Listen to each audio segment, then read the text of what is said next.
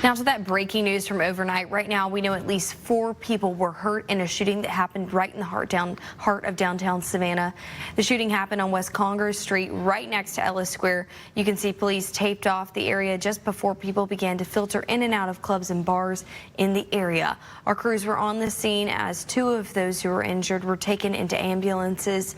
Savannah police tells us another person took themselves to the hospital in a personal vehicle. We are working right now to find out their current condition. Right now, there is no word on what led up to the shooting or who is responsible. An investigation is ongoing. So make sure to stay up to date on the very latest breaking news by heading over to our website, WJCL.com, or on our mobile app. As we receive more information, we will push it out to you both on air and online. Well, the GBI releasing the names of those victims in an apparent murder-suicide that happened over the weekend just outside Glenville. Tattnall County deputies were called to a home on Baxter Durrance Road around 11:30 Saturday night. They found 4 people dead inside of that home. The GBI has identified them as 51-year-old Veronica Torres, 24-year-old Leslie Torres, and 18-year-old Eddie Torres. GBI agents also found 42-year-old Octavia Castro dead from a self-inflicted gunshot wound. Agents believe Castro killed the 3 victims and then turned the gun on himself. 3 additional people, including a 6-month-old baby, were also found at the home unharmed. Right now, all of the bodies are being examined at the GBI crime lab in Pooler. Well, as lawmakers return to Capitol Hill today, President Donald Trump is ramping up pressure on the Senate to pass what he's branding as the One Big Beautiful Bill. WJCL 22 News' Jackie DeFusco is joining us from Washington this morning. And Jackie, I understand this is expected to be an uphill battle as some Republicans are now raising concerns. Well, Emma, Republicans have very little room for error here. In the House, this bill passed by just 1 vote before the holiday break, and now some GOP senators are saying that they will stand in the way unless changes are made. The legislation carries President Trump's top priorities like cutting taxes and increasing border security funding. Democrats and some Republicans have raised concerns about how spending reductions and reforms could impact programs like Medicaid. But one of the biggest debates splintering support in the GOP right now is the national debt. Multiple independent estimates say that this bill would add trillions of dollars to the deficit, a top concern for Senator Rand Paul of Kentucky, who spoke to CBS's Face the Nation on Sunday. But House Speaker Mike Johnson disagreed with those projections on NBC's Meet the Press, arguing they underestimate economic growth. There's no government on planet Earth that's ever saved over $1.6 trillion in a piece of legislation. This one does. And so when you reduce government spending and you allow people to keep more of their hard-earned money, the economy grows, and that's exactly what's going to happen here. I think they're asking for too much money, and in the end, the way you add it up to see if it actually is going to save money or add money is how much debt are they going to borrow? $5 trillion over 2 years. It's an enormous amount.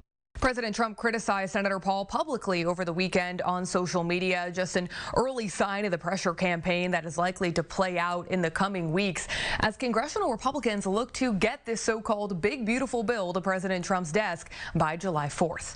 Reporting on Washington, I'm Jackie DeFusco, WJCL 22 News. Jonathan, thank you. From Tropical Storm Debbie to Hurricane Helene, 2024 was the deadliest hurricane season in 20 years in the Southeast. And today is the start of the 2025 hurricane season, which runs until November 30th. NOAA's latest Atlantic hurricane season forecast is showing above average activity. You just saw him. We're going to bring him back on. Meteorologist Jonathan Myers joining us again. Jonathan, you've been looking at the data. What can we expect for 2025? It looks busy. I was talking about with you, AJ, at the top of the show, but one thing does not look like to be as hyperactive as last year. So here are the names for the 2025 list, and you can see, well, maybe your name is on it. Andrea is the first name, then Barry after that, and all the way down to Wendy. Let's hope we make it nowhere near to the end of this list. But NOAA is forecasting above average hurricane season. The average named storms 14, 13 to 19 storms. The number of hurricanes 7 is average, 6 to 10. So that would be slightly above average. And major hurricanes, which is category 3 or stronger, average is 3 to 5. So maybe averagers above that. But remember, these numbers here, Even if it was a below average season or even well below average, it only takes one. One hits coastal Georgia, low country. Would be a busy year for us. And of course, we'll be tracking them out as we go throughout the season. Now, this month, as we're starting off hurricane season in June, where we normally see tropical development is in the Gulf, especially the eastern parts of the Gulf and also the western parts of the Caribbean. Some of these systems come out of the Caribbean, head up across the Florida and off the southeast coast. And we'll be tracking them as we go throughout all season long. Stay with WJCL 22 News. We'll be keeping updated all through hurricane season, but as of now, don't expect any development, at least the next several days, about 7 days. You can see the Caribbean, the Gulf, very quiet as of now. Well, newly released research shows some promising findings on colorectal cancer treatment and prevention. The studies were presented at the annual meeting of the American Society of Clinical Oncology. One study looked at 900 colon cancer patients. It found a 28% reduction in risk of reoccurrence or new cancer for patients on a regular exercise program. Researchers say walking briskly for an hour a few times a week, along with eating those leafy green vegetables, makes a big difference. And the exercise program was found to prevent 1 out of every 16 patients from developing recurrent or new cancer. Another new study found that anti-inflammatory diets also helped improve survival rates for people in advanced stages of colon cancer. And also getting attention at the conference was Pfizer's new drug combination, which researchers say is showing promises in advanced cases. Thank you, Catherine. I have just returned from the trip of a lifetime. My photographer, Dan Scott, and I were invited by the United States Navy to join them for the week in Norfolk, Virginia, to become sailors ourselves while meeting those from Georgia and South Carolina along the way. We want to show you a recap, some of the highlights of our trip. The first day, we just flew out there. We got to see downtown area. That's the USS Wisconsin right there.